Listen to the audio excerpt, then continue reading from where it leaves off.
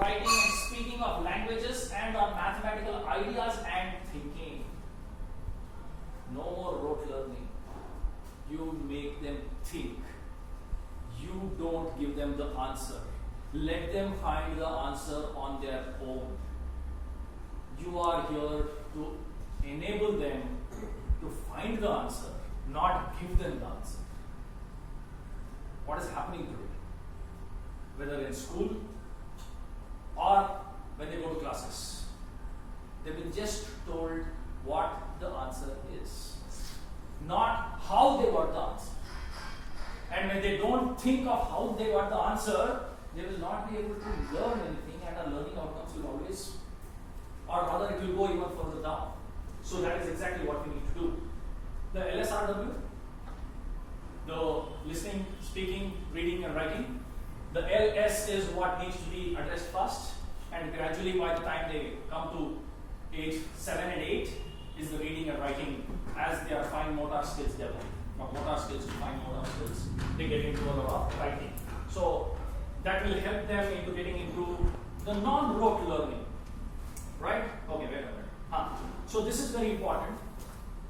Indeed, the curriculum in early grades, that is still grade 2, moves very quickly towards rote learning and more mechanical academic skills. Now, rote learning is all about memorizing. It's about how well I remember and recall, and how well I answer to a question which is asked by the teacher in the classroom. You are just testing the memory. And generally at an early age, everybody's memory is good. Everybody's memory is good. Think of your classroom. Everybody's memory is good. But then my rote learning and memorization skill starts diminishing as I go further, because I get exposed to a lot of things and I can't remember everything. But there's a way of remembering things, of not just remembering but understanding. The next level. Once I understand, I will recollect it the way I want it. So the move is towards getting them out of the rote learning, out of the mechanical academic skills. Mechanical academic skills would not bring in the character of the children. It would bring in the robot out of it. They become a machine. We are not going to create machines. We already have enough of them which are coming us.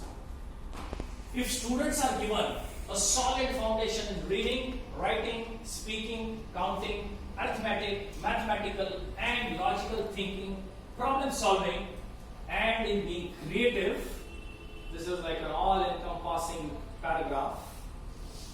If I have all of this done, then all other future lifelong learning will become that much easier, faster, more enjoyable. Absolutely. So that is exactly what needs to be enabled by the teachers. Okay. Teacher capacity also plays a central role in the attainment of foundational skills. Currently, few teachers have had the opportunity to be trained in a multi-level, play-based, student-centered style of learning. You've been taught how to teach. You go through the rigor. You go through the practice. You go through the practicals of how best you can teach. But in the process, it's not intentional. In the process, what happens is the most important stakeholder in the education system, which is the student, gets neglected because we are not focusing on the learning. When teaching and learning go hand in hand, only then we can have all of this achieved, attained. And the vision by 2025 will be a thing for us to celebrate. So very important, right? Okay. So this I've already done. Yeah, so what they're suggesting is regular language melas and mathematics melas needs to be conducted. Melas. Not by the teachers. Teachers are only organizers. The execution, the ideation, the initiation, the planning, everything needs to be done by the children. And these are the small melas, these are not the annual day functions. Small melas. Very beautiful idea. It can be done with a batch of 20 students, it can be done by, for a batch of 200 students or for 2000 students. These are all simple melas that you do. Okay, other things. Where children can participate and demonstrate their abilities in both of these subjects. Not just these subjects, but some of the competencies and skills that are needed starts developing right from the beginning. Right?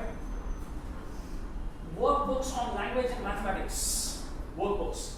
Every child in grade 1 to 5, now my foundational literacy and numeracy has gone up to grade 5, will have a workbook for languages and mathematics in addition to the school textbook. This is being mandated. Now who's going to create the workbooks? Teachers, of course. But then you're already so much overburdened. Is this one more burdening of you? Probably not. There is a smart way of thinking which you can look at.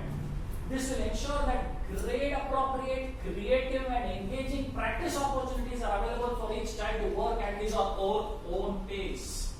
Because learning happens at my own pace. We all have a pace. We all have a frequency. I will work best in my frequency, not in your frequency. Sometimes your frequency may be high for me, sometimes it may be low for me. I need to learn, I need to understand in my own frequency. And where is that frequency available? Sometimes in the class, if the frequency of the teacher and the student is matched. Most of the times it happens at home. And whom are they with at home?